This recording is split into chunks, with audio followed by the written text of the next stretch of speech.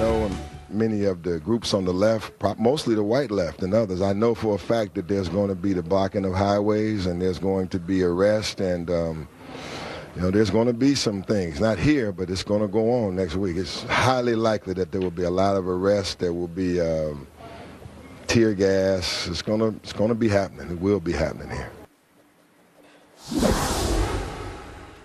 That's Malik Shabazz from Black Lawyers for Justice talking about the protest at the Republican National Convention. It's just 2 days away, and the stakes could not be higher in this historic race for the White House. Joining me now by phone, Milwaukee County Sheriff David Clark, who'll be speaking at the convention also. Good evening, Sheriff. How are you, Judge? I am fine, thank you. Malik Shabazz, going to be a lot of arrests, from what I know, blocking of highways, tear gas, etc. What do you make of all that? Well, look, this is an important part of our democratic process, the selection of the next president of the United States, and this has to go on. So, my wish is that the law enforcement in Cleveland, I'm sure they're prepared, but that they put down an aggressive foot right away, right out of the gate to draw the line, a very bright line as to what kind of behavior is not going to be tolerated. One of the things, Sheriff, and I don't know if you could see this, but I've been in Cleveland all day today, and I went to the rally that was supposed to, garner 10,000 people or something. And the way I counted, and the pictures are now up on the screen, there couldn't have been more than maybe 100 people there.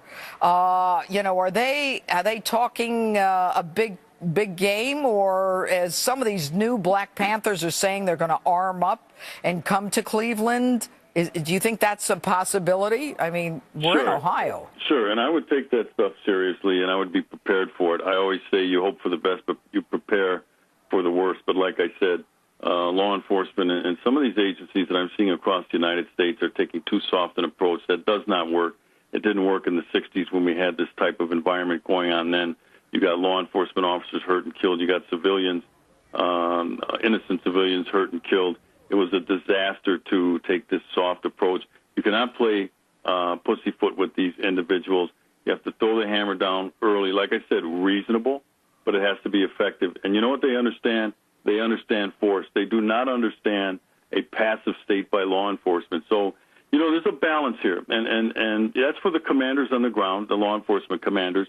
You don't want to overreact, but at the same time, you do not want to hesitate. And I know for a fact, I've been doing this for 38 years.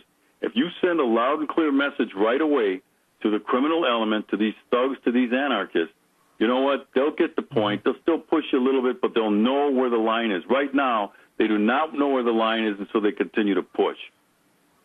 Well, I think that's very true. And, Sheriff, being here today, I mean, you see a lot of a law enforcement presence. And my next guest, Chris Cox, who's with me, we're going to be talking about some of the motorcycle groups that are coming here. But let's talk about you and the convention. Now, Scott Baio was just on, and I asked him what he was going to say at the convention. Do you know what you're going to be talking about? And which night are you here? Wednesday? I'm Monday. I'll be arriving in town tomorrow and preparing. I do have a prepared speech. I don't want to let too much of the cat out of the bag, but I think if people were to take a guess, you can kind of know what I'm going to talk about. Well, I'll tell you, Sheriff, you're very articulate, very much looking forward to it. And finally, in terms of what happened in Dallas, I know that obviously you've been in law enforcement a long time.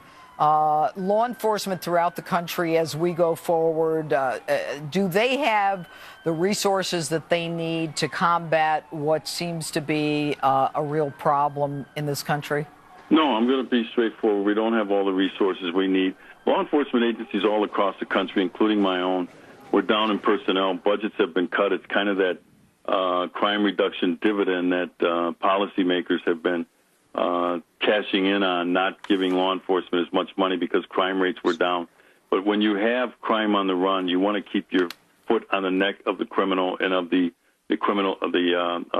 crime and disorder. You don't want to let off the throttle, but that's what we did. And now it's coming back to haunt them. We don't have the equipment.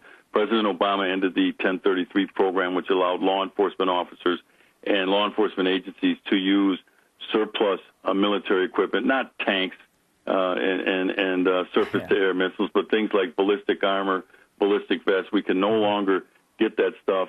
Now they have to go in and use their budgets, and their budgets are slim anyway, so we don't have the equipment as well. But something like what happened in Dallas, you really couldn't plan for that sort of ambush. But I'll tell you right now, people are starting to get it in terms of realizing that law enforcement officers, these agencies, crime fighting has to be invested in again if we're going to reverse this upward tick in crime, violence, and disorders, especially in our major urban centers. All right, Sheriff David Clark, we look forward to seeing you in Cleveland. Thanks so much for being with us. Looking forward to getting there. Thank you, Judge.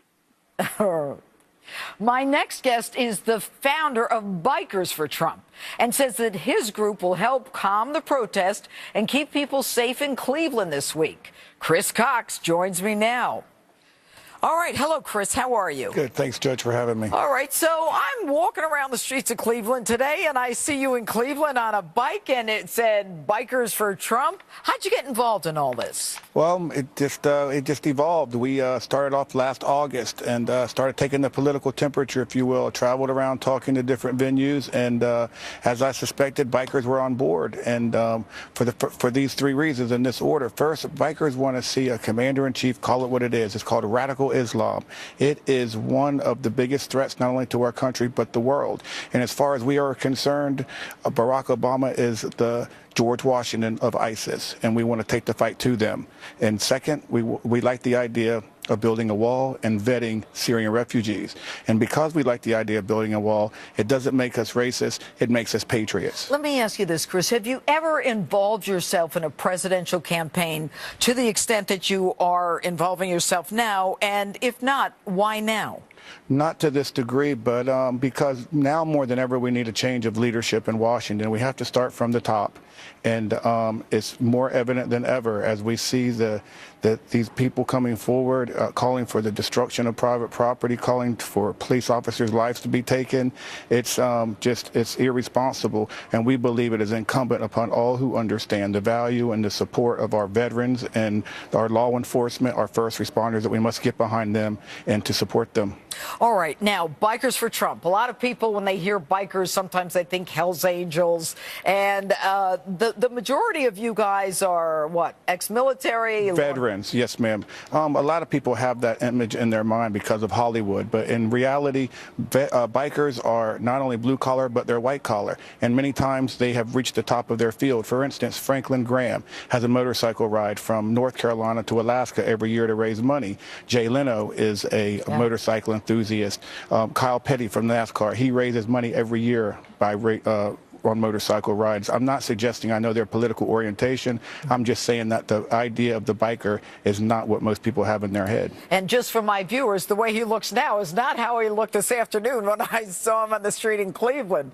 But how many guys, women bikers? Yes, ma'am. Lots of women bikers. Okay, but how many of you think are going to be here this week? I'm hearing up to 10,000 guys could come in town. I'm expecting about 1,000, but until I see it, then I'll believe it. But just so you know, the Rolling Thunder, they have a ride every year in Washington, D.C., and we actually provided the endorsement from Rolling Thunder to Donald Trump at Memorial Day weekend, and we had over 600,000 motorcyclists.